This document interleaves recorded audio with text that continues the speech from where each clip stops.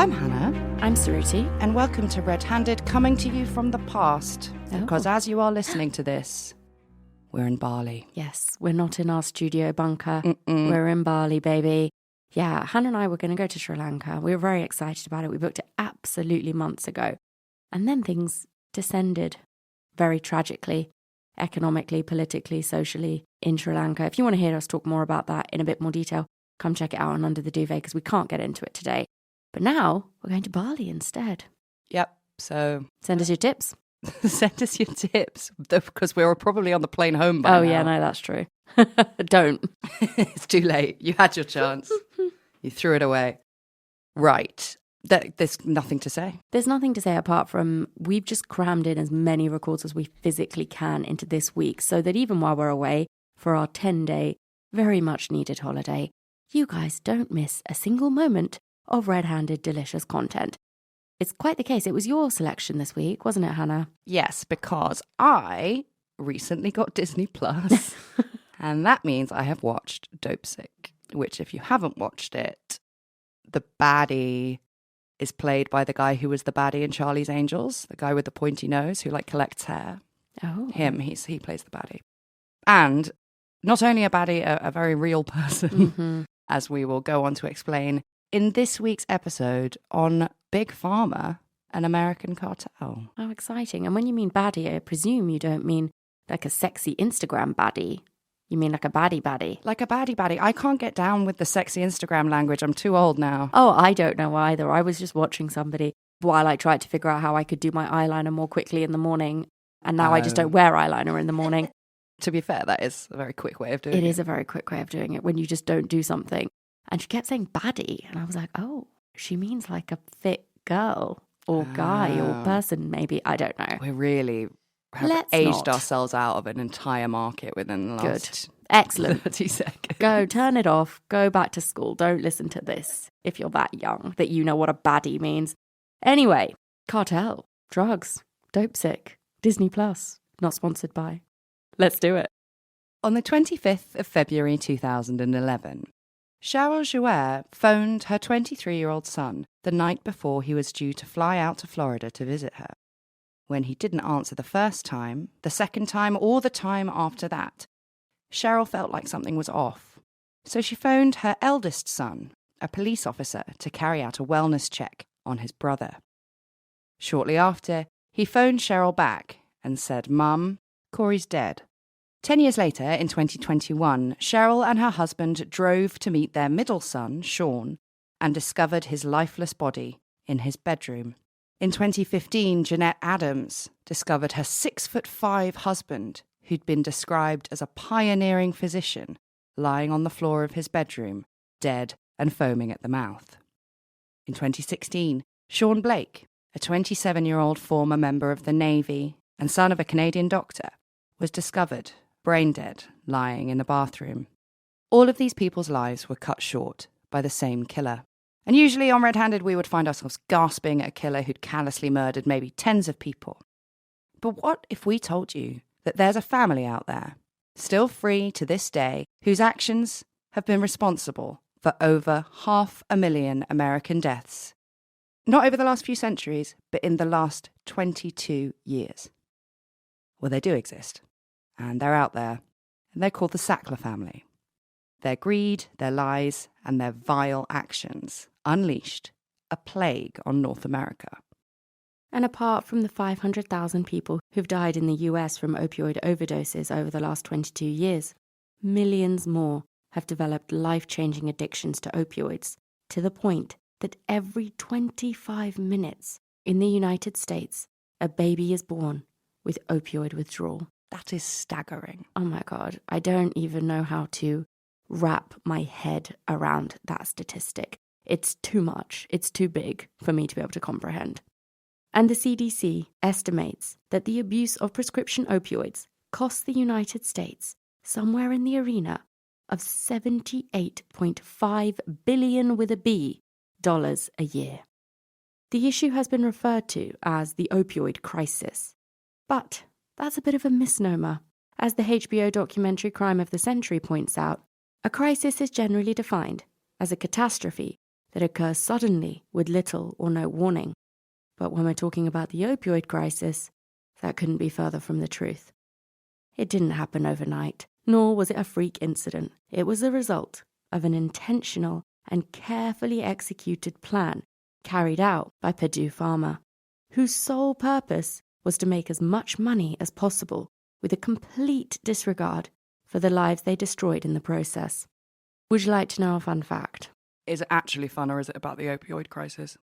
I don't know, you decide. So obviously in my past life, I used to produce conferences. And one of the areas that I worked in was life sciences. So I used to speak to a lot of C-level people at life sciences, businesses, organizations, from big pharma all the way down to tiny biotechs, to get them to basically come speak at my events. And I have had Purdue Pharma speak at multiple events in the past for me. If it makes you feel better, I didn't pay him.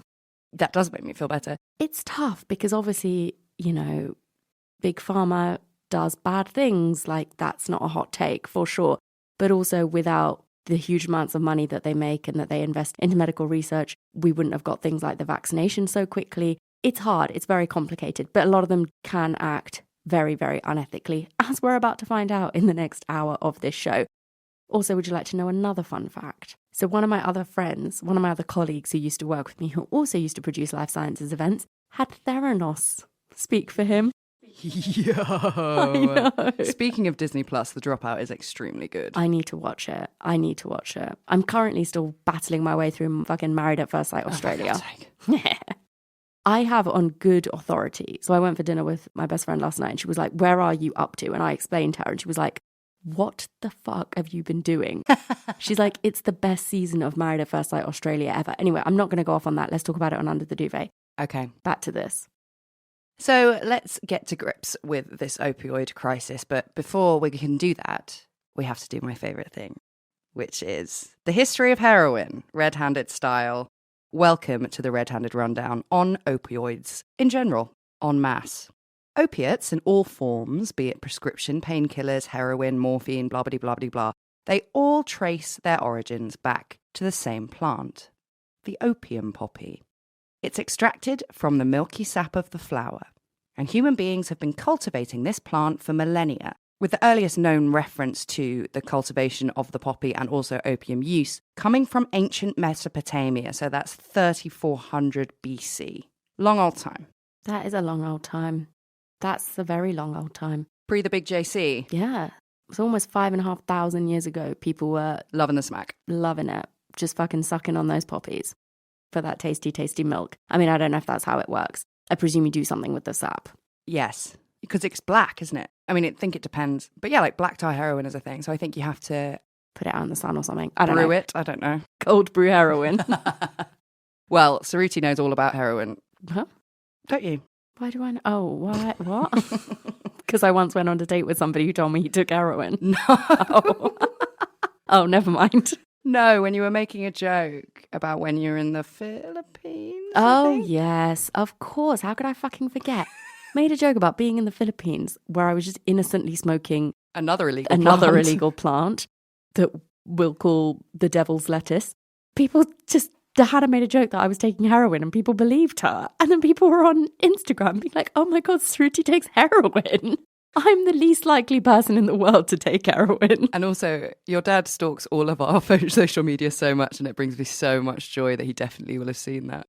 And he will have known that I didn't because I can't even, and this is true, I can't even stomach like cocodamol. I can't stomach it. My stomach has a very angry reaction to painkillers of almost every description, but especially when there is any form of opioid involved. Can't handle it. Do you know who could handle it? I was going to say you, but the people in this story. The ancient Sumerians, yeah. They're the people who lived in Mesopotamia, which is now Iraq, Kuwait, round there. The ancient Sumerians referred to the poppy as Hugh Gill, which means the joy plant. Soon enough, opium use spread across the ancient world. The ancient Egyptians were at it as well, and because they were very good at industry, they did it on a massive, massive scale. That's what happens when you have thousands and thousands of slaves. So the Egyptians are, of course, very close to Europe. So when they had heroin, it was only a matter of time before the Europeans got their hands on it as well. Can you hear what's going on in the background? It's the sound of being extremely relaxed because we're on holiday in Bali. And for you, my little sausage, it is also time to take a break. Although the break you're currently experiencing is technically an ad break, our friends at Calm want you to focus on yourself for a moment and just relax. We're partnering with Calm, the #1 wellness app, to help you get the tools that will improve the way you feel. With Calm, you can reduce your stress and anxiety with their amazing guided meditations. I'm going to give you 10 seconds of jungle for your meditation.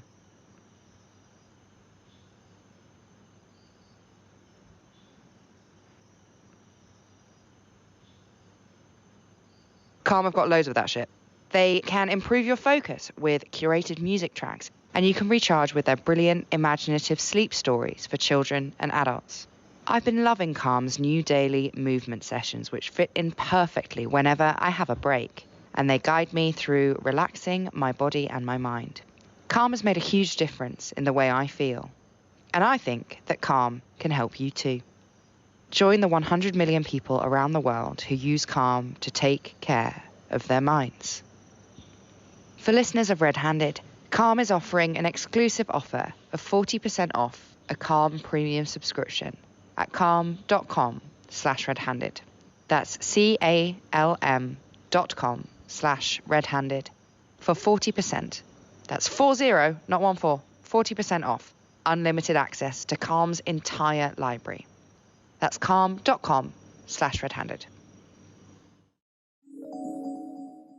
I was listening to a podcast, one of our favourites, Hannah, Conflicted, where they were talking about how much, obviously now Egypt, you very much think of it as part of the Middle East and that's the culture, that's the vibe. But how back then it was very, very Mediterranean and it's very, very connected massively with Europe. So absolutely, if they were growing poppies, everyone was on the smack. Oh yeah, they were just blowing them over on paper aeroplanes. Hey, Europe, have some of our lovely heroin. Just in a rolled up carpet on a silk blue sheet. If you don't know what that joke's in reference to, you haven't listened to enough RedHanded or enough of my shame. It's not shameful. I'm very proud. No, she's not even remotely ashamed that when she was, in year 3? No, year 6. Oh, that's so much worse. She wrote a play about Cleopatra in which she starred as Cleopatra and she made everyone else in her class wave blue sheets around and pretend to be the Nile. I was on a boat. Had to get it across. I thought, look, I was just a very precocious child. I just love how not even are you casting yourself as Cleopatra. No one else is even allowed to be a person. They have to be inanimate objects. Sheet waver. Sea maker. Anyway. Speaking of sea makers, next up, Homer, the Odyssey. Queen of the Segway over here. Battling me for my crown. The Odyssey, which I have read, not joking, 15 times, because that's when you go to posh school and you have to choose between doing Latin, or if you're shit at Latin, you have to do classics. I've done classics since I was 13, and all there is to do is the Odyssey, so I've read it all. Yes, I can confirm as a scholar of the Odyssey that heroin is in there also. There's actually a whole series of poems about heroin in the Odyssey, which are boring, just like the rest of it. So similarly to today, back in ancient Greek, ancient Egyptian, ancient European, ancient Mesopotamian times, heroin does all the same things that it does now, which is take away your pain, relaxes you, it can stop children from crying, and people really, really love it. I just don't think it would work for me. I had an operation and they sent me home with some codeine, and I took it for one night, and I was so violently ill, I threw the entire rest of the pack down the toilet. And I was like, get away from me. Yeah, maybe not for you. When I had the surgery, they obviously pumped me full of morphine. And when I woke up, just immediately spent the next 12 hours throwing up. I think the key thing to remember with stuff like this is that, you know, in Train Spotting, where Ewan McGregor is like, of course it's amazing, otherwise we wouldn't do it. I think it's very easy to, you're not doing this, but like I think in generally people are like, well, of course, like how stupid to get addicted to prescription drugs. Yeah. And I think it's a Louis Theroux documentary where he's talking to this guy. It's on the opioid crisis. And he's talking to this guy who used to be a dentist or something, I think. And then he's just living in a tent on the side of the road, having lost all of his money. And he says to Louis Theroux, who's like, this stuff kills rock stars. Obviously, it's going to kill people like me. Yeah, absolutely. I think it's just, and I'm no expert on this, but different drugs must work with different people's body chemistry in different ways. So to some people, something must be that pleasurable for you to get that addicted. You wouldn't get addicted to something if it wasn't great, obviously.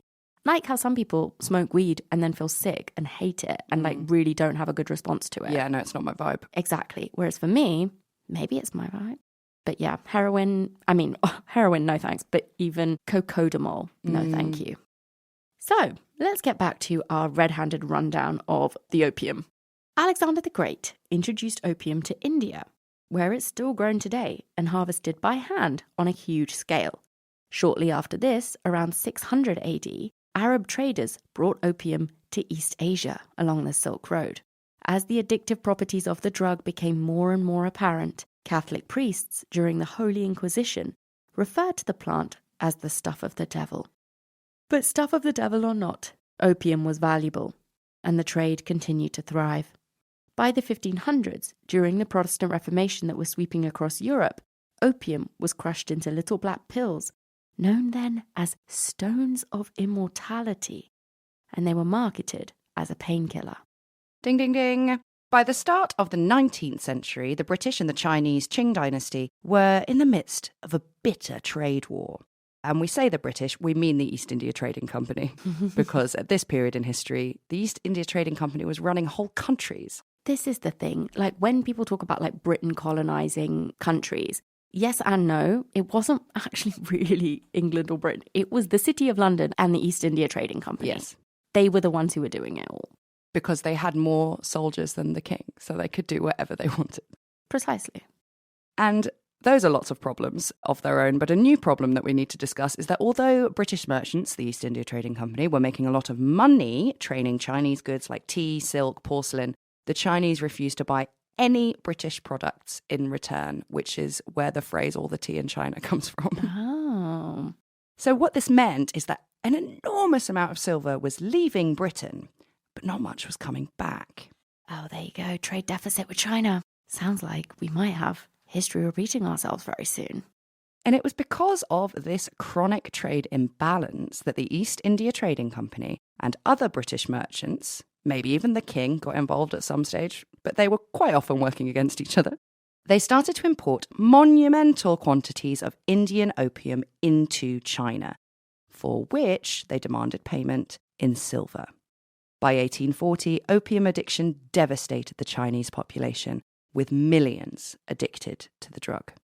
So, China, you won't trade with us. Here's a little taster of something that everyone in your country is going to become violently addicted to. Oh, you want it all now? Oh, that'll be loads and loads and loads of silver. The oldest trick in the book. Yes, absolutely. So finally, when the situation reached its boiling point, the Qing dynasty decided to outlaw the use of opium in the interest of public health. But it wasn't going to be that easy. Opium was at this point the most traded commodity on the planet, and the people selling it weren't going to just let that cash cow die without a big old fight. Yeah, you can't just be like, well, you can. You can be like, we're going to outlaw this because it's destroying the population. But people aren't just going to be like, oh, yeah, okay, cool. They're not going to be like, this highly addictive substance that I actually need to physically survive. Yeah, of course, take it away. Take it away. I never want to see it again. So encouraged by the opium companies, the British Empire declared war on China in what's now known as the Opium Wars. China lost the First Opium War in 1842, and Britain took control of Hong Kong in the Treaty of Nanking. So that, my friends, is how the United Kingdom got their hands on Hong Kong in the way, way, way back times, which they only gave back because it was like leased to them. And then obviously last year we were like, oh, okay, no, we did say we'd give it back to you, China. Here you go, Beijing. We're sorry, everybody in Hong Kong. Yeah. Because now everything's going to suck really bad there. I watched a really interesting video that made by your boyfriend Simon Whistler on the city that's like outside of Hong Kong, and it was like built in Kowloon. Yes. Really, really interesting. It's very interesting. Yeah, I don't know too much about Hong Kong, really. No, I mean, I would have loved to go there, and I think I've missed the boat. Yeah, I think we have missed the boat. So there you go. Shame. No thanks, CCP. And after this first Opium War, the Chinese actually went on to lose the Second Opium War as well in 1860, ushering in what's known as the century of humiliation in China. That's quite a lot of negative talk, China. Yeah. You might want to think about how you're talking to yourselves. A century of humiliation. That's miserable. And this, of course, ended with the establishment of the People's Republic of China in 1942, following Japan's defeat in World War II. So in summary, Mao Zedong also our fault. Good. So the British, European and American opium companies continued peddling opium to China. But at the same time, they were passing laws in their own countries outlawing the use of the drug because, of course, they could see the absolute devastation that this drug was wreaking at home. So yes, obviously they're trying very hard to protect their own populations, but fuck it, we'll sell it all to you, China. And obviously outlawing heroin in their own backyard just gave rise to a huge black market of heroin and opium run by none other than, of course, the Mexican cartels and the Italian mafia. Well, they do know what they're doing. They do know what they're doing. They've got the business model. Step aside, government. We'll take it from here. But they weren't the only ones looking to get their dirty little fingers in this opium pie, because at the same time, pharmaceutical companies started developing alternatives to heroin and opium, like morphine and oxycodone. It doesn't take a genius to recognise the similarities between the business models of drug cartels and companies like the privately owned Purdue Pharma. Both of them generate billions of dollars by generating millions of addicts. It really is that simple. It's like create the problem, invent the solution, but kind of the other way around. Like Apple getting rid of plugging cables. Yeah. If you can't find a problem to solve, then create a problem to solve. A mother who lost her young son to an opioid overdose described the Sackler family, who of course own Purdue Pharma privately, as no better than heroin dealers on street corners. The only difference was that they dealt their heroin in a pill from a high-rise. So now we know what opium is, where it comes from and how it fucks shit up. Let's talk about the Sacklers. Who are they exactly? Well, they're one of the richest families in the United States. They've got a bigger fortune than the Rockefellers or the Mellons. And once upon a time, you would have found the Sackler name sprawled across university libraries, wings of museums, and art galleries across the world, from Columbia and Oxford to the Guggenheim, the Tate, and the Louvre. Today, however, you won't see that name kicking around so much. They've disgraced their name totally, and it's been removed from almost all of these institutions. But fallen away from the public eye they may have done, but it's because they're counting all of their money behind closed doors, like Scrooge McDuck. They still have an insane amount of wealth, and quite a lot of it was made sickeningly recently. And it all comes from their privately owned family business, Purdue Pharma. And Purdue Pharma's flagship product is a drug called OxyContin, with the sole active ingredient of oxycodone, which is the chemical cousin of heroin that is twice as powerful as morphine. Yikes. Double yikes. I think this is one of those things that when you first find out about it, you just absolutely do not believe it to be true. Yeah. When I was watching Dope Sick, I was like, this has got to be blown out of proportion a little bit. There's no way the FDA will go on to do what they definitely do. Mm-hmm. But they did. Yeah. And we let them. Oh, money will grease every corrupt cog in any corrupt machine you need it to. Delicious, papery, metally money will act as the very best lubricant you can imagine. So when Purdue first introduced OxyContin to the market, doctors were very wary of prescribing their patients with opioids, and rightly so. The potentially devastating addictive properties of opioids has been common knowledge among medical professionals for a very long time. We literally just told you the entire history of opium, all the way from the bloody poppy with the Sumerians and how it decimated the Chinese population, and here, thanks to the cartels and the mafia. It's not like it was a secret. This wasn't some new wonder drug that they just pulled out of nowhere and nobody knew what the impact was going to be. It even sounds like oxycodone. They really haven't tried that hard to bury the lead. No. They're like, heroin? No, this is schmeroin. It's fine. It's tobacco. This is absolutely disgusting. I simply must have another one immediately. Which is how everyone starts smoking. Mm-hmm. Which you shouldn't do. It's disgusting and gross. So doctors and medical professionals absolutely knew the addictive properties of opioids.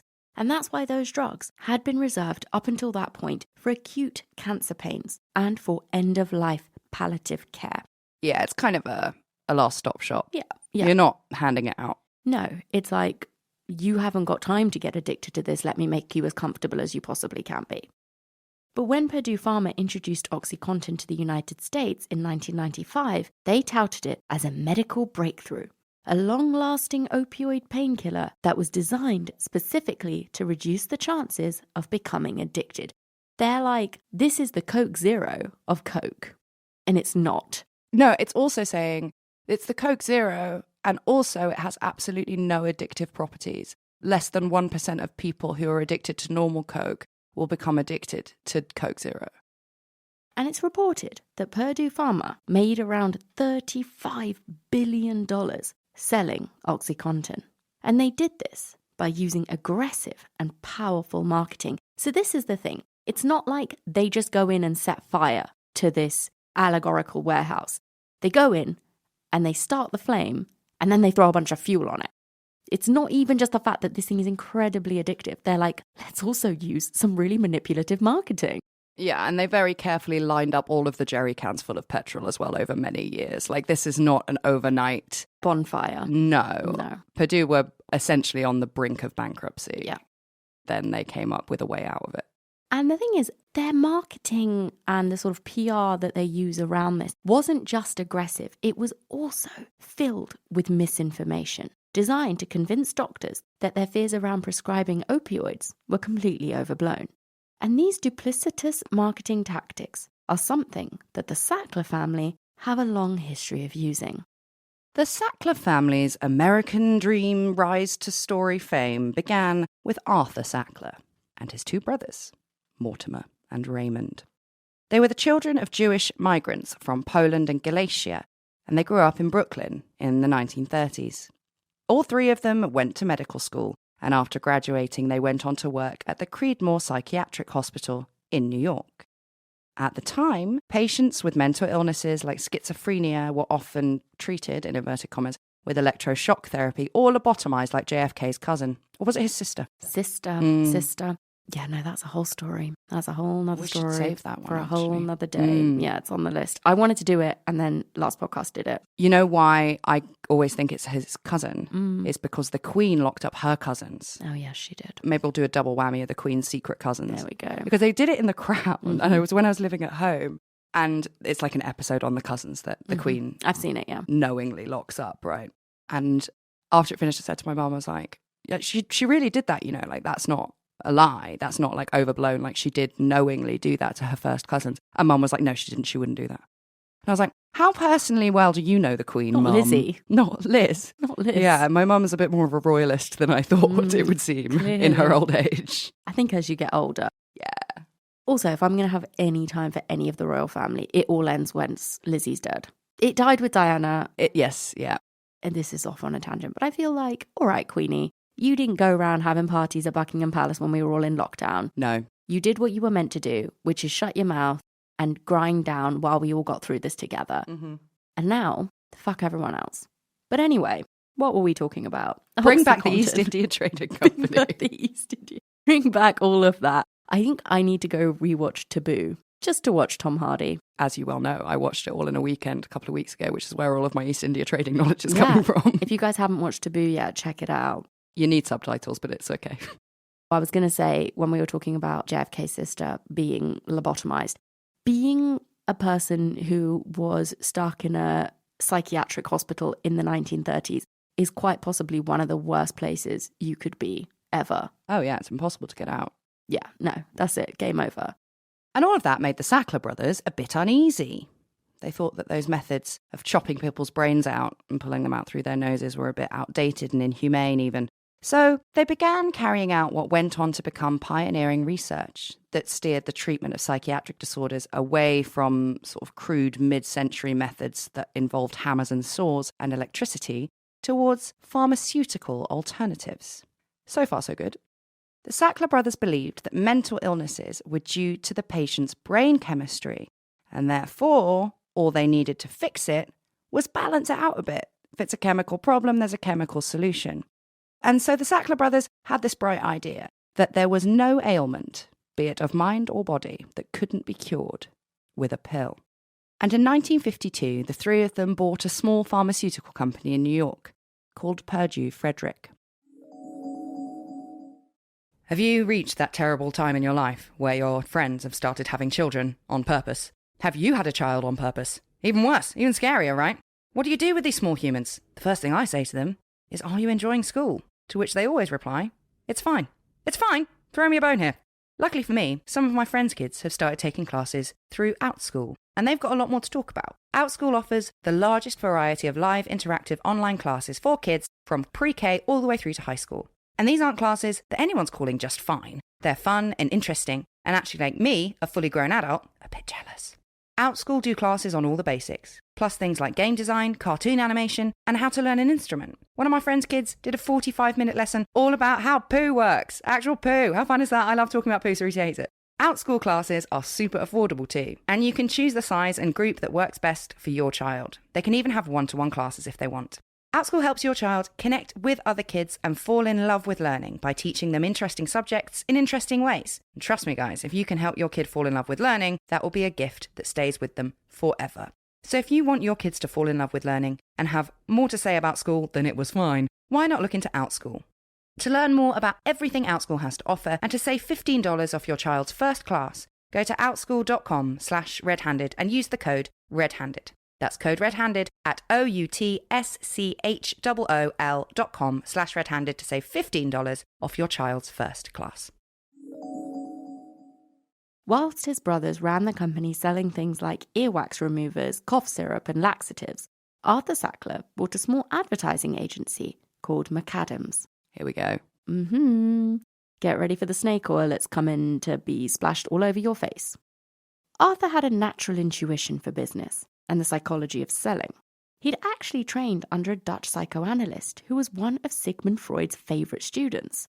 And as you probably know, Freud's nephew, Edward Bernays, is hailed as being the father of PR and propaganda.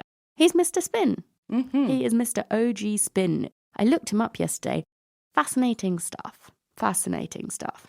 Because a fun fact that you might not know is that Edward Bernays is actually the reason people eat bacon and eggs in the morning for breakfast.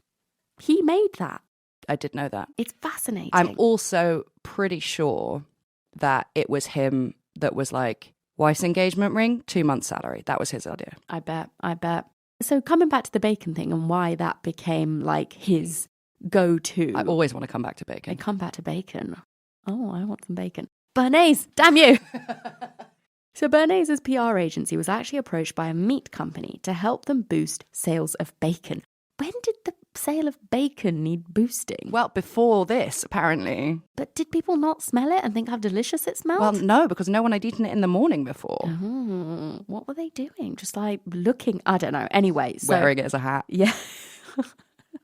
They were like, you're bringing home all this bacon, husband, literally and figuratively. I don't know what to do with it. So apparently this meat company needed help boosting the sales of bacon. So they asked Bernays to take on this advertising campaign. And he, in turn, went and found a doctor and asked the doctor whether it was healthy to eat a heavy breakfast. This doctor told him yes, it was definitely good to have a lot of energy in the morning. And after hearing this, Bernays got 5,000 other doctors to confirm the same thing. Then Bernays put up billboards that read, 4,500 physicians urge Americans to eat a heavy breakfast for their health. And underneath was a picture of eggs and bacon. Hopefully arranged in a smiley face, like a Mulan. Exactly. It's happy to see you. And bing bang bacon. Bacon sales through the fucking roof. It's so interesting. It's so interesting how much like one man can subvert an entire like meal. But it's also like how the milk industry snuck onto that pyramid of like foods. Yeah. Yeah, that was very well done. Yes. Anyway, we don't have time to get into that today. You know how I feel about milk. Fuck you, milk. Anyway, so why is all of this relevant? Why are we telling you all about Bernays? Well, the fact is that he understood that it was more effective to use experts like doctors that customers trusted in order to sell his product rather than just to directly market the product itself. So rather than just being like, eat bacon, here's a picture of bacon. He's like, doctors think you should eat some bacon. But I'm not even saying that. Doctors think you should eat breakfast. Here's a picture of some bacon. Yeah, just in case you don't know what breakfast looks like. And also, doctors smoke camels. That was a campaign. Absolutely, absolutely. And today, 70% of Americans eat bacon for breakfast. It's astonishing, isn't it? That is astonishing. I love it. I mean, I know his tactics go on to be used nefariously, but like, hey, he's there to make that sweet, sweet cash. And he's going to sell that bacon for you. But maybe as much as I feel that bacon is not that harmful, Bernays is also the reason why it stopped being a taboo for women to smoke cigarettes in public in 1920s America. And he did this with his infamous Lucky Strike campaign, where he linked the cigarettes to the women's liberation movement. But let's leave how PR works to one side for a moment and get back to the sack of shit Sacklers. Until Arthur began running McAdams, the medical industry hadn't yet begun using the slick advertising tactics of Madison Avenue. Arthur was a doctor, businessman, and marketing savant wrapped all into one, and he all but revolutionized the way pharmaceuticals were sold in America. He recognized, just like Bernays had done before him, that to effectively sell a new drug, it was actually more important to rope in the doctor writing the prescription than the patients themselves. They're useless. They can't prescribe themselves. No, but it is interesting now because if you go to the United States and you watch TV, you're very quickly going to see a drug commercial. And they always say, like, ask your doctor about Zoltalane today. It's a very different medical landscape, healthcare landscape in the US, where for many reasons, obviously, it's a very, very different system here to the NHS. But there, they really do kind of quote unquote empower patients to take a lot more of a role in their own treatment. So you're advertised drugs and then told to go and ask your doctor about it. And then I've watched interviews with doctors and they're like, I can't keep saying no. So at some point, if they want to take it, I kind of just have to give it to them. Whereas here, I would never go to my doctor and be like, can I get put on this? Because whatever. Like, that's very rare that that kind of conversation is going to happen. It's more like your doctor will give you options and they're like, which one do you want? And you can say all three. But we have very strict rules about drug-seeking behavior in this country. So you're actually less likely to get it if you go in asking for it here. Precisely. So yeah, anyway, I think maybe that's a more recent development, but I can absolutely understand what they're saying here about selling it to the doctor. So Arthur began concocting marketing campaigns directed at physicians and employed other well-known doctors to endorse his products. These tactics are deceptive, to say the very least. Arthur would regularly blur the lines between promotion and straight-up fraud. He'd place his ads in medical journals where he knew doctors would see them, and he'd cite medical studies that were written by the pharmaceutical companies themselves, so not exactly peer-reviewed. No. Alan Francis, a professor and chairman of the Department of Behavioral Sciences at Duke Medical School, said this: most of the questionable practices that propelled the pharmaceutical industry into the scourge it is today can be attributed to Arthur Sackler. It's just quite the accolade. In the 50s, Arthur created an advert for a new Pfizer antibiotic called Sigamycin. And the advert was very simple. It was just a number of doctors' business cards laid out side by side. More and more physicians find Sigamycin the antibiotic therapy of choice. But when an investigative reporter for the Saturday Review tried to contact the doctors whose names were on the cards, turned out that not a single one of them existed. And obviously, every industry takes part in, to some extent, probably unethical marketing or overblown claims. But when you're talking about medication, it is so shocking that this was allowed to happen. But the real money didn't start rolling in for Arthur until the 60s, when he started marketing the tranquilizers, Librium and Valium. And one of his most troubling ads that we came across featured a young female college student struggling to carry her books. And the advert suggested that Valium was the best solution for uni students dealing with the everyday anxiety of life. And this is the thing. They say we are offering pharmaceutical solutions to whatever problems you might have. But what they're doing is creating chemical crutches for people not to have to deal with what they say everyday challenges, like being tired and carrying your books around campus. It's terrifying. Yeah, my doctor will only give me 5 Valium at a time. Well, there you go. Is diazepam the same as Valium? Yeah. I got given one pill of diazepam after an operation, and my mum tore up the prescription and threw it in the bin. So I never got to try it. Well, you know what? Sometimes a bitch needs to sleep. Well, there you go. I should have said that to her. And so by the mid-60s, Sackler was promoting Valium for such a wide variety of uses that he even suggested doctors prescribe it for people with no psychiatric symptoms at all. That's very convenient. Why don't you just sell this to everybody? Go for it. And so, to carry out this nefarious plan, Arthur ran a campaign in a medical journal saying the following, quote, "For the patient with no demonstrable pathology, consider Valium." That's outrageous. I know. What does that even mean? For those who have nothing wrong with them. Have you thought about Valium? Yeah. It's a benzo rather than an opiate. Oh, yes. I mean, all bad. Yeah. So his tranquilizer campaigns were so successful that by 1973, American doctors were writing more than 100 million tranquilizer prescriptions per year. And since Roche, the makers of Valium, had never, ever run any studies on the addictiveness of the drug, countless Americans became hooked. Arthur even bribed the then chief of the antibiotics division of the FDA, a man named Henry Welsh, to help him promote Purdue Frederick's drugs. And this did eventually come out in 1959, and Welsh was forced to resign. But it's just an example of how far Arthur was willing to go. By the early 60s, the Sackler empire was a fine-tuned drug-pushing machine. They created the drugs, they manipulated the clinical test results, they then created the advertising campaigns, and they published the adverts in their own medical journals, which were read by hundreds of thousands of doctors across the United States. It's perfect in the most evil way possible. Yeah, if you have absolutely no problem with killing millions of people, it is the perfect plan.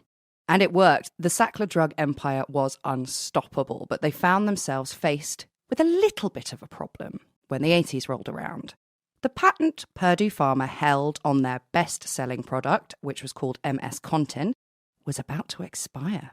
And the second that patent goes, patent pending, you don't even have to blink before the market will be flooded with generic competition. Yeah, and MS-Contin, they all just sound like shit aliases for the same thing. Oh, I'm Miss Contin. It is. I know. So, no, they're not trying very hard. MS-Contin was a morphine pill with a controlled release formula that Purdue sold as a painkiller. The Contin part of the name is short for continuous, and that's because the coating of the pill allowed the drug to gradually dissolve into the bloodstream of the patient over a few hours, which, of course, if you're dealing with chronic pain, is what you want. And it was Raymond's son, Richard Sackler, played by the baddie from Charlie's Angels, who fronted the effort to find a replacement flagship drug. I mean, yeah, this one's gone generic now. You need a new one. So Richard decided that creating another controlled-release opioid was the only viable answer. And so OxyContin was born, along with the beginnings of America's worst drug epidemic since crack, which was not that long ago. No. As we said earlier, the sole active ingredient of OxyContin was pure oxycodone, the chemical cousin of heroin that's twice as potent and cheaper to make. I think the easiest way to think of it is like a synthetic heroin. In his book, Painkiller, A Wonder Drug's Tale of Addiction and Death, Barry Meyer wrote, "In terms of narcotic firepower, OxyContin was a nuclear weapon. It was stronger than any painkiller on the market. And although we might not be his biggest fans, we do have to point out that Arthur Sackler died at the age of 73, years before OxyContin hit the market. But the marketing blueprint he left behind was what would turn it into a billion-dollar drug. And his nephew, Richard Sackler, followed it to a T." Before Purdue released OxyContin to the market, they ran some focus groups with doctors, and they learned that the biggest obstacle in their way was the concern that doctors had regarding the potential abuse of opioids. But it just so happened that there were a number of doctors at the time campaigning for a change in the way American medicine viewed opioids. One of the most prominent of these doctors was a man named Russell Portnoy, who was then a pain specialist at Memorial Sloan Kettering Cancer Center in New York. He claimed that opioids were a gift from nature and called for their use to be destigmatized. Is that the hill you want to die on? Why? Is this the campaign you want, Russell? I mean, it's the one he got. Unsurprisingly, he ended up on Purdue Pharma's payroll, and he joined Richard's mission to turn OxyContin into a blockbuster. Portnoy even claimed that the concerns that many doctors had about opioid addiction and abuse amounted to nothing more than a medical myth. And he spewed lies that the long-term use of opioids had barely any proven side effects. Except for the fall of China. Nah, don't worry about that. This is totally this is Ms. Contin. This is something totally different. This isn't even Ms. Contin. That's something else. It's like a Cluedo character. I know. So it's worth noting that although Richard Sackler worked literally night and day to make OxyContin a success, he ensured that his name was never associated with the drug in any literature whatsoever, ever, not never. And he never once spoke about it in any interviews. Again, he has inherited the PR nous. And if you want to make a comparison between this and somebody else, well, you could compare it to Hitler and how, although the Nazis literally filmed and wrote down and recorded every single thing that they ever did, there is no record of Hitler ever having set foot on a concentration camp. Plausible deniability. In 1995, the FDA approved OxyContin for use in treating patients with moderate to severe pain. And this is a really critical moment because previously to this, if you had moderate pain, you weren't getting anywhere fucking near an opioid. It's the same here now. Like in the United States, if you go in with like a twisted ankle, some doctors are going to put you on fucking opioids. Here, they'd just be like, why are you here wasting time, wasting my time? We are on an NHS time. Yeah. Get the fuck out, go buy some paracetamol and lie down. Exactly. When we were kids and we were doing something stupid like jumping off high walls, my mum being like, well, you can do that, but it's a 6-hour wait in A&E and I'm not coming with you. It gets worse. Although Purdue Pharma had never conducted a study into how addictive OxyContin was, the FDA bizarrely approved a leaflet which was included in the drug's packaging. And that leaflet claimed that OxyContin was safer than rival painkillers because of the delayed absorption mechanism. And the leaflet also said that this patented delayed absorption mechanism was believed to reduce abuse liability. So they're not just not saying anything about addiction, they're saying it is less likely. Yeah, they're saying it's safer and less likely, with no medical studies whatsoever to back that up. No clinical trials to back that up. And probably in the full knowledge that it was the opposite. Mm-hmm. So how, with all that said, did Richard manage to get the FDA to approve this drug? Well, the FDA examiner who approved it, one Dr. Curtis Wright, coincidentally left the agency shortly afterwards. And within 2 years, he was working at McDonald's. No, he was not. He was working at Purdue Pharma, earning $400,000 a year. And even I can do that kind of maths. Maths with an S. With an S, never a math. What's a singular math when you see one? $400,000 a year in 1995. It's crazy money. Fucking hell, Curtis. Sure. So Richard Sackler rolled out OxyContin with the largest marketing campaign in the history of the pharmaceutical industry. And he made sure to use every trick in his Uncle Arthur's war book. Purdue put together an army of thousands of salespeople who he armed with misleading graphs supposedly showing the benefits and safety of using OxyContin. This is why I love a graph. You can literally make it show anything you want it to.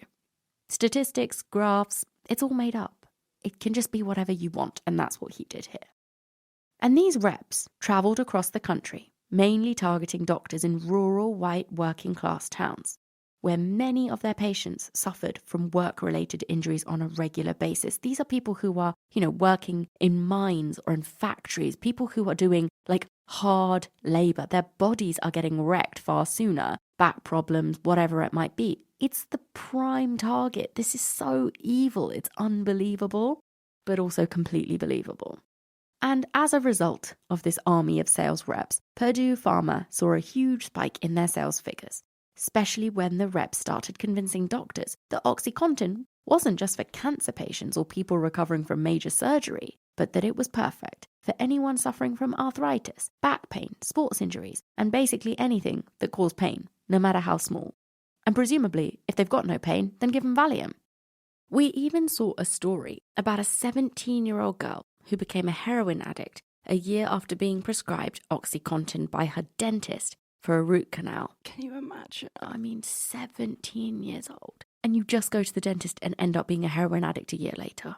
Fucking fuck. That happened to millions of people. Oh, it's just so awful. I can't get the Satanic Panic episode out of my head as we're talking about this, right? People just being like, oh my God, he's possessed, the devil's here, he's doing this, that, and the other, corrupting all these people. That's literally what's happening here.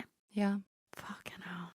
And when doctors made any objections to Purdue's sales reps about the claims that they were making, like how it wasn't addictive and it was totally fine and A-OK, these sales reps were trained on how to respond. Reps were told explicitly by Purdue Pharma to tell doctors that OxyContin was, quote, virtually non-addicting, which obviously, given all the 17-year-olds turning into heroin addicts, was an outright lie. But the reps didn't just tell doctors to take their word for it. Oh no, they gave them studies and literature written by other doctors. The only thing was, these doctors were on Purdue's payroll as well. Purdue Pharma ran a speakers bureau, which they'd pay thousands of doctors to attend and speak about why OxyContin was a revolutionary wonder drug that would rid America of its pain, produced by Suruthi Barlow. No, this is the thing. This is why you don't pay him, because you don't pay him. You don't pay him to come up there and shell for your agenda. You talk to them about a thing and you're like, you can only talk about this. You can't push like fucking other businesses or brands or money shit. And you can't push fucking OxyContin at my conferences. But no, this genius. It's genius in the most disgusting, grubby way. So these grubby conferences, essentially, it's like in The Simpsons when Homer and Carl and Lenny go on a work conference and they're like, free stuff, merch. That's what it is. But it's for doctors. And these doctors get sent on all expenses paid trips to these pain management seminars in places like Boca Raton, which is where Gabby Butler, who is my favourite cheerleader, is from. And it's also a city in Florida. It's got golf courses, it's got beaches, it's got parks, it's got nature trails, it's got turtle sanctuaries. This is the thing. Half the battle when you're planning a conference is where are you going to have it? People want to go somewhere nice so they can have an affair. So they can have an affair and learn about pain management. Precisely. All of the above. I mean, I used to go to my own conferences. The weirdest thing that ever happened was once, I won't name this person, but there was a speaker from a life sciences company, and I also won't name the company, who got very drunk at a cocktail party that we were hosting. I desperately didn't want to be there, but obviously I had to be. And he took his top off so he could show me all his tattoos. I was like, you're older than my dad. Please put your clothes back on, sir. Sir, I'm going to have you removed. I was going to say my other favourite one. It's not my favourite one. It's just really, really horrible. You were in Texas, I think, and no one was expecting you to be the person running it because you're a browno. It was just one man. Oh, right. It was one man, and he was from Cleveland. I think he was from Cleveland. He was from Cleveland. No, I was in Cleveland. Oh, I see. And he was Texan. Okay. He was Texan, yes. No shade on Texans. I've had a very good time in Texas multiple times. And he came in and I don't know what he thought, but then I was like, oh, hi, I'm Suruthi. We've spoken on the phone. He was like, I just wasn't expecting you to have that accent. And then he said it to me 7 more times in front of other speakers. Other speakers were like, what's happening? And then he sent me an email saying, I think I've got my head wrapped around the idea of you being a Brit now.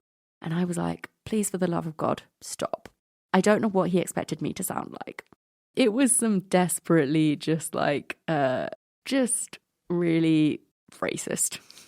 That was it. Quite literally no other word for it. Yeah. I don't like it when people say everything is racist, but that was racist.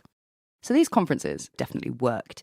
All the doctors that went would end up prescribing OxyContin to their patients as much as twice as many times as doctors who didn't go to these conferences. That's a good ROI on a Boca Raton conference for Purdue Pharma right there, mate. And Purdue Pharma had OxyContin ads in medical journals, websites, and they even had OxyContin merch, slapping the name across everything from fishing hats to teddy bears.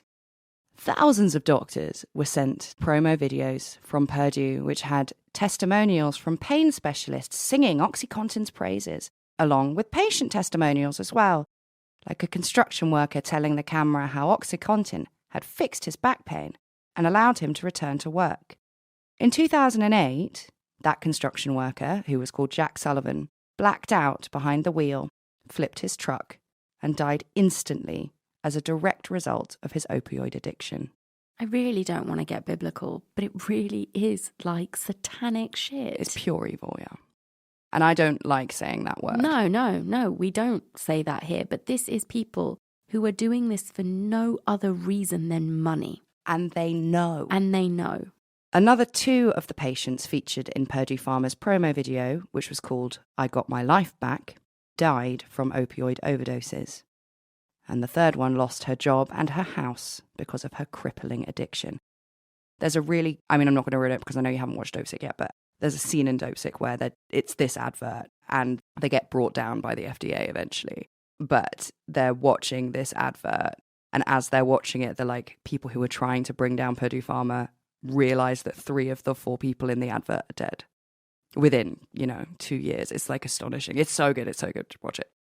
And the tragedy of this whole situation just keeps getting worse, because the majority of doctors who prescribed their patients with OxyContin were actually well-meaning people and were just duped by Purdue Pharma's sales team and marketing.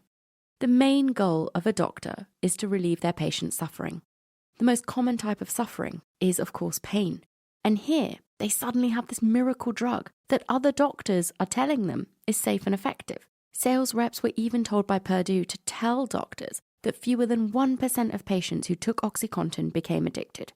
But the truth was that Purdue Pharma had conducted a study on patients using OxyContin for headaches and found that the addiction rate was actually more like 13%.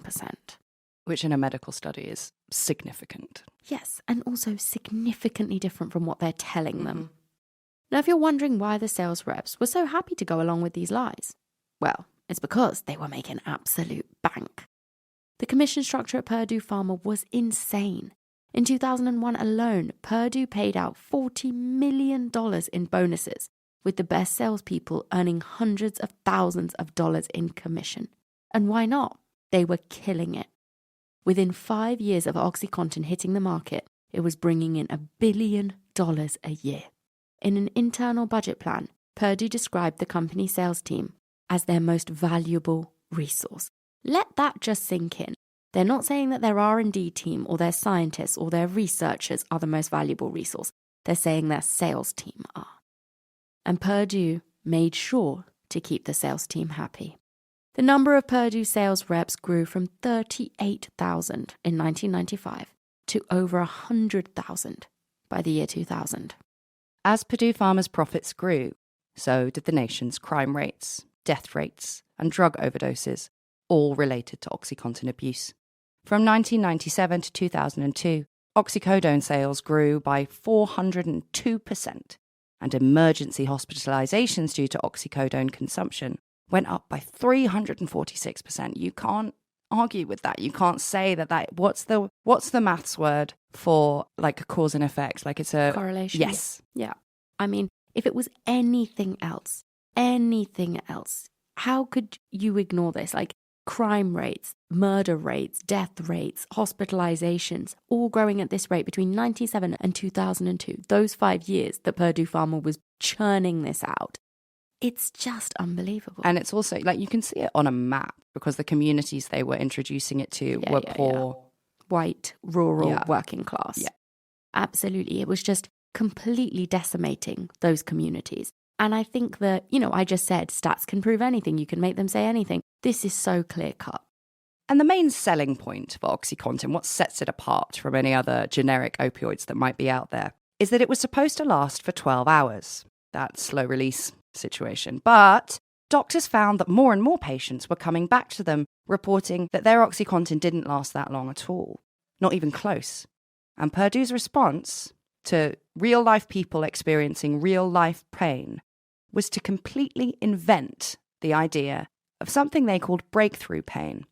And what that means is, if the pain has come back, you just need to give them more OxyContin.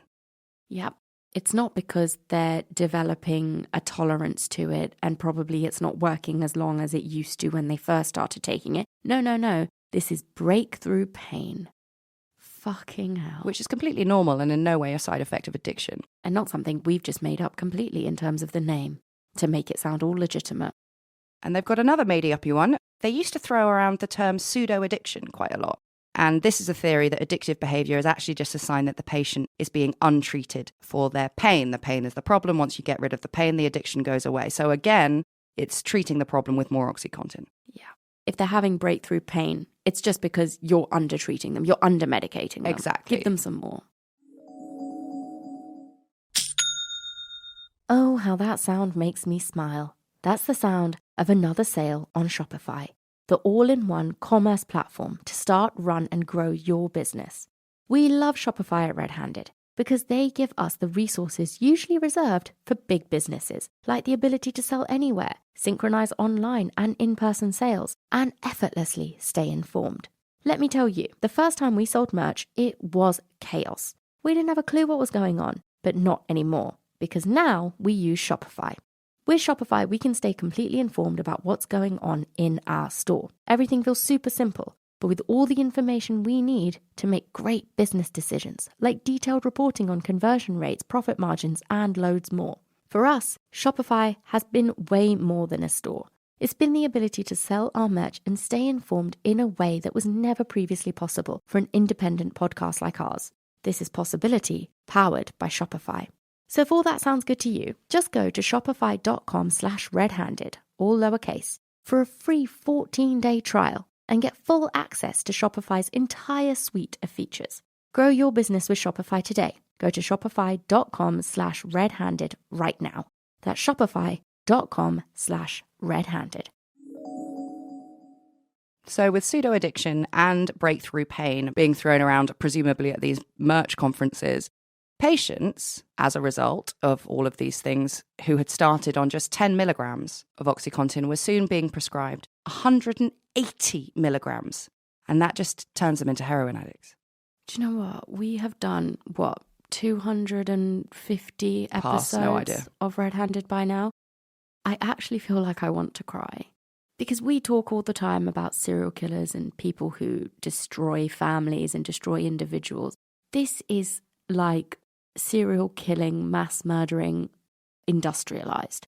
It's exactly what it is. It's a production line. And it's so much so that experts now believe that most people who are heroin addicts in the United States of America started as people who were prescribed OxyContin by their doctors for a legitimate medical reason. Just so disgusting. Oh my God. And just the lives it ruins, not of that person, but the children they have, everything.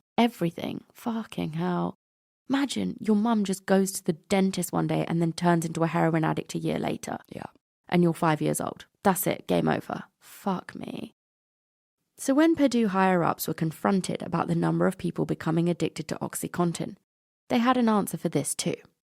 Just as Arthur Sackler had done before with Valium, Purdue said that it was the patients who were at fault, not the drug itself. In a confidential email in 2001, Richard Sackler wrote that Purdue needed to, quote, hammer on the abusers in every way possible, as, quote, the culprits and the problem of the drug abuse. So it's their fault for being addicted to this incredibly addictive drug. Sure. And he even called this man, Richard Sackler, the peddler of fucking opium that he is, even called opioid users the scum of the earth. In 1999, the number of people who admitted to using OxyContin for non-medical purposes sat at around 400,000.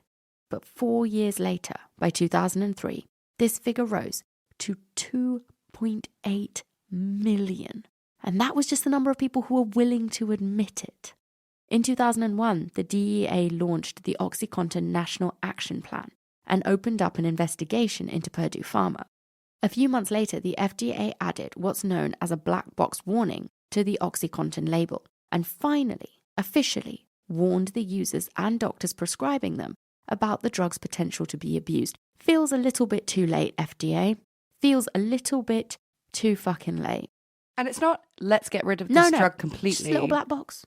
Because, I don't know, does putting horrible images on smoking packets make people stop smoking? No, I think the thing about horrible images on smoking packets, international listeners, we are not allowed to advertise cigarettes in this country.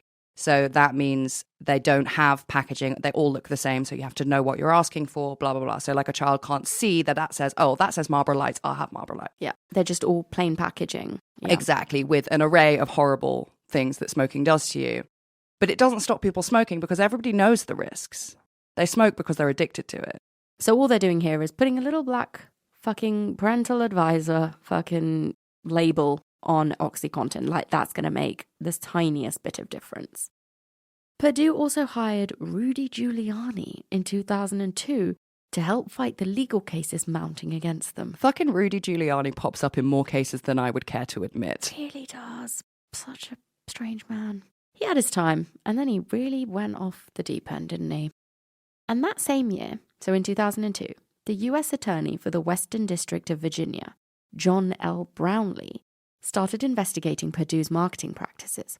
And after a legal battle that lasted almost 5 years, the investigation came to an end, with Purdue Pharma accepting a plea deal. They pleaded guilty to criminally misbranding OxyContin and misrepresenting the risks of addiction. 3 top executives even pleaded guilty to misdemeanor misbranding charges, and Purdue Pharma paid a fine of $634.5 million. But it doesn't really make the tiniest of dents in the $30 billion in revenue that Purdue made from the opioid epidemic that they constructed, started, maintained. Yeah. And I really feel like misdemeanor misbranding feels like a fucking, not even a slap on the wrist. What is this? Well, what it is fucking genius. Yeah. It's genius. Like, and I'm not saying that I agree with it. It was a good idea. As we said earlier, if you take the ethics out of it and you're like, my goal is to make $30 billion and I don't care how I'm going to do it. I just want to make it. I want to not go to prison. Yeah. That's how you do it. Oh, absolutely. And they completely get away with it. Even though prosecutors recommended prison time for Purdue Pharma's top-tier people, the Justice Department chose not to put them in prison. But the real kicker is even when the DEA are after them, the FDA are after them, they've been fined millions of dollars. Purdue Pharma was still selling OxyContin and making billions. But the end was in sight because their patent was coming to an end in 2013. So they reformulated the pill into a gel capsule and they made it gel so people couldn't crush it up and snort it, which is what people were doing recreationally. And they rebranded it as abuse-proof because no one's ever abused a liquid. No, and also you don't need to be snorting it to get addicted and to be abusing this drug. But lo and behold, the FDA approved it all over again in 2010.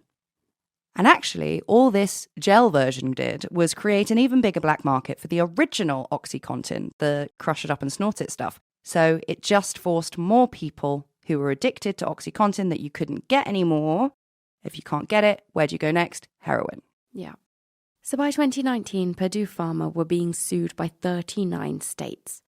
And on top of this, individual members of the Sackler family were facing 3,000 lawsuits for their part in the opioid epidemic, which had killed, by this point, hundreds of thousands of Americans. So what did they do? Purdue Pharma decided to file for bankruptcy, of course. And the following year, after a long and drawn-out federal investigation, Purdue Pharma pleaded guilty to criminal charges relating to the marketing of OxyContin, defrauding federal health agencies, and paying illegal kickbacks to doctors.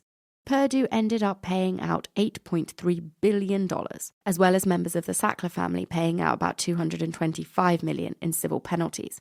Again, this is all just a dent in the family's estimated $13 billion net worth. Also, that money that the government is getting out of Purdue, like this $8.3 billion, where is that money going?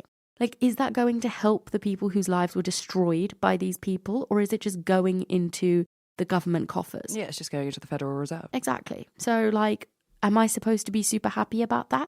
Makes no fucking difference to the Sackler family. $8.3 billion, who gives a fuck? And is that going to help anybody? I'm guessing probably fucking not. So to this day, Richard Sackler maintains that neither Purdue Pharma or his family hold any responsibility whatsoever for the opioid epidemic. What the fuck? And they're still worth billions.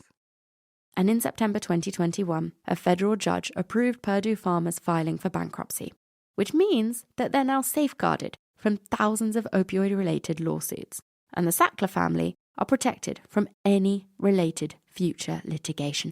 How were they allowed to declare bankruptcy? Well, Donald Trump's done it 3 times. You know, when you're super rich, it doesn't mean anything. Yeah. All it does is they're double jeopardying themselves. So it's a very smart legal move from them, but you can't touch people who are worth billions. You just can't. No, you're right. It's too much. So yeah, this was a hell of a case, guys. I know it's a bit different for RedHanded, but it was something that is so important. It's just been on my mind. Yeah, we had to talk about it. So I have yet to watch Dopesick, but I'm going to. And also another book that we used for the research for this was Empire of Pain by Patrick Radden-Keefe. Also would recommend checking that out because, yeah, this is unbelievable. But we only do unbelievable things on this show of true crimes. Precisely. And I don't think we've ever covered a bigger one than we have today. So there you go. There is the true story behind Dopesick, which you already knew probably. Do go and give it a watch. It's really, really, really well done.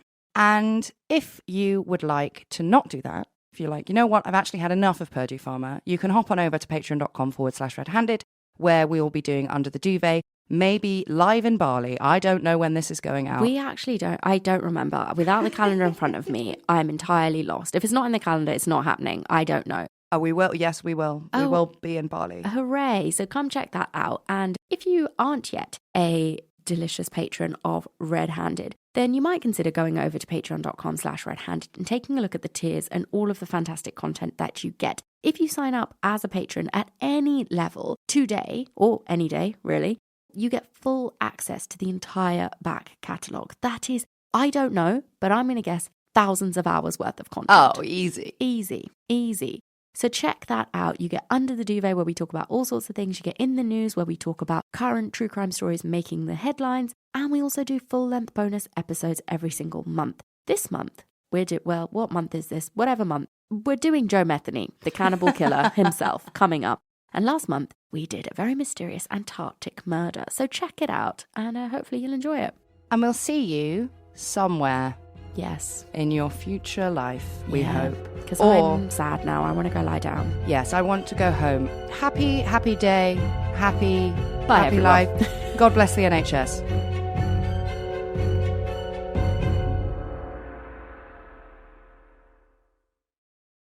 When it feels like money's tight, it's good to know that at Tesco, we price match hundreds of products to Aldi every week. From strawberries to crumpets. So you can be sure you'll find the products that matter most to you.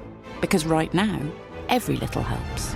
Prices match pro rata and checked on hundreds of comparable products from GB Aldi stores and or online twice weekly. Price most often found matched excluding promotions. Products match vary by week and availability varies by store excluding Express and Northern Ireland. Details tesco.com/Aldi price match. At Jet2 Holidays, we know holidays are all important. So head to a place that has it all. The Algarve. Think golden beaches, charming old towns, and fun-filled water parks. With thousands of free child places available and 22 kilograms of baggage included. Book the Algarve now. Jet2 Holidays. Package holidays you can trust. Aptra Natal protected. Subject to availability and conditions.